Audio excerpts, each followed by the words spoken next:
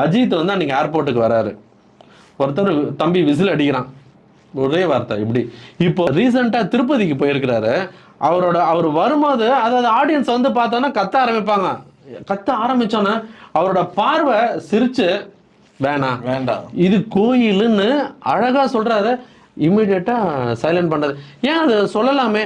அதே மாதிரி அஜித்தும் வந்து ஒரு கட்டத்துல வந்து செல்ஃபி எடுக்கும் போது வந்து சில ரசிகர்ல சொல்லுவாரு இந்த மாதிரிலாம் பண்ண.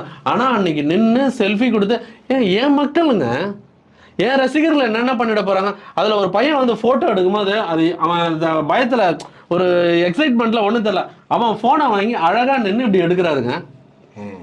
சரி, அஜித் இந்த விஷயம் பண்ணும்போது அஜித்துக்கும் உங்களுக்கும் ஒன்றும் பெரிய வித்தியாசம், வயது வித்தியாசம்லாம் கிடையாது. உங்க சமகால உங்களோட போட்டியாளர் இப்போ அந்த போட்டி இல்லை. ஆனா தன்னுடைய ரசிகர்கள் எப்படி இருக்கணும்னு அவர் முடிவு பண்றாருல. அது என்ன சொல்றாரு, அவர் ஒரு பேட்டியில சொல்லியிருப்பாரு.